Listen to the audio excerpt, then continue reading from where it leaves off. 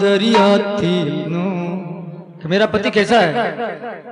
सर्वोपरि, सबसे ऊंचा, और उससे ऊंचा कोई दुनिया में है ही नहीं, ऐसा मेरा पति।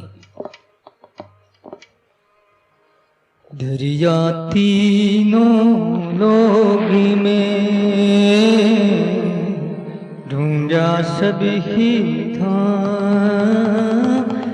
तीर्थ व्रत विधि करते बहु, बिना राम की शिकार। क्या कर? इसका मतलब यह नहीं है कि महाराज ने तीर्थों की निंदा की, तीर्थों की निंदा नहीं की। महाराज कहते हैं पहली क्लास है, तुम बीए में करो। महापुरुष कभी किसी की आलोचना नहीं करते, वो बताते हैं कि ये स्थिति है, ये पोजीशन है तुम्हारी। परीक्षा लेने जाते हैं ना विद्यार्थी, परीक्षा में बैठता कि नहीं बैठता? पहली क्लास का हो तो पहली क्लास में बैठेगा, दूसरी का तीसरी का चौथी। ये तो एमए पीएचडी है, नाम राम करना तो तीर्थ व्रत। और बताया है, शास्त्रों में आया है, उत्तमा शेज अवस्था मध्यमा। जो उत्तम क्या है? से स्वाभाविक राम राम हो रहा, जपा जाप, ये उत्तम। सेकंड नंबर जो राम राम करता है। अधम क्या है? अधमाश अधमा, तीर्थ यात्रा। तीर्थ यात्रा को अधम बताया। बुरा मत मानना हो, ये शास्त्रों की बात कह रहा हूं, तुमको भी पता नहीं। इसका मतलब ये नहीं तीर्थ नहीं जाना चाहिए। अरे भाई नहीं कि अपेक्षा हम तो कुछ जा तो रहे हैं, भगवान की तरफ बढ़ रहे हैं, आगे तीर्थ हमको संत मिल सकते हैं। किसी महात्मा ने तपस्या की होगी जब तीर्थ बने हैं, तो तीर्थ में जाना चाहिए। लेकिन महाराज कहते हैं मध्यम कनिष्ठ बताया। ये शास्त्रों में भी आता है, अरे संतों की वाणी में तो आता ही। तो उत्तम क्या है? उत्तम काम घर में करे, त्यागी सबको त्याग। ये तो एक बताई, एक आश्रम की बात बताई सतगुरुदेव ने, एक सबके लिए जो बताई है। ढूंढिया सभी तीर्थ व्रत करत, बिना राम किस काम। यदि तीर्थ जाता राम राम नहीं करता है और तीर्थम जाकर के गलत काम करता, दुरुपयोग करता तीर्थों का, तो पाप का भागी होगा। और जगह पाप करता है तो पाप उतरता, तीर्थ में किए हुए पाप वज्र लेप हो जाते हैं, उतरते नहीं। तीर्थ में नाम जप करो, साधना करो, पुण्य दान करो, गरीबों की सेवा करो, पुण्य का काम करो। महाराज कहते हैं दुनिया क्या समझे बिचारी। ऐसे वास्ते महाराज ने कहा है, अरे काशी मथुरा जाए द्वारका, 68 तीरथ नावे रे।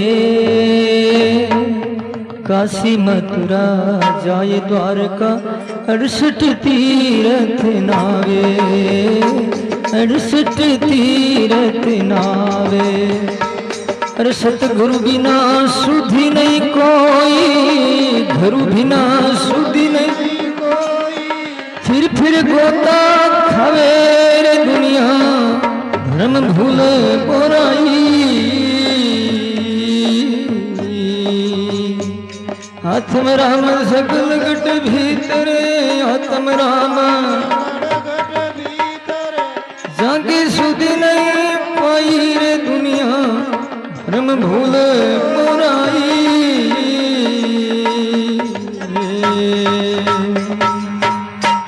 बोलो राम।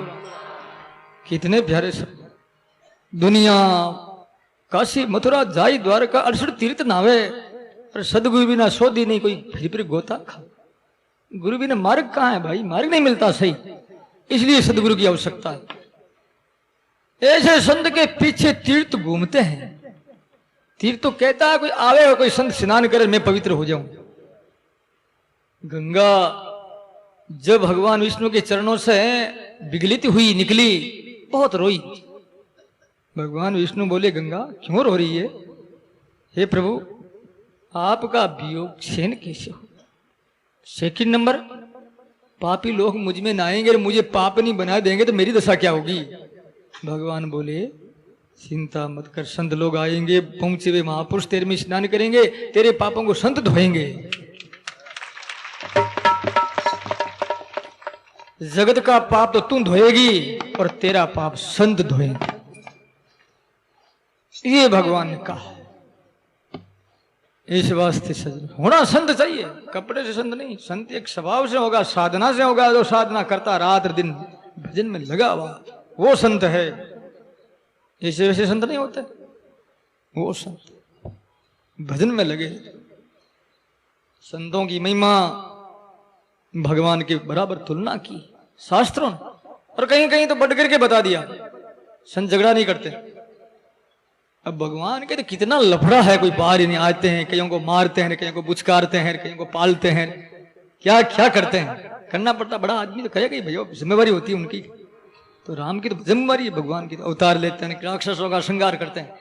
संत के बड़ो जाओ जाओ अपने राम राम करो, कट माता भजगरा, वो तो भजन में लगे रहते हैं। और ईश्वर जो आकर के डंडा भी मारते हैं तो हाथ भी फेरते हैं, दोनों काम है भगवान का। और संत सिर्फ हाथ हाथ फेरते हैं, डंडा डंडा नहीं मारते कि डंडा धार जमदूत मारी मते, मैं तो हाथ फेरने वाला हूं, आशीर्वाद देने वाला हूं। संत आशीर्वाद ही देते हैं। इस वास्ते संतों की महिमा है। तो महाराज जी कहते हैं, भाई ढूंढिया सभी धाम, तीर्थ व्रत विधि, बिना राम किस काम। राम नहीं तो कोई काम का नहीं।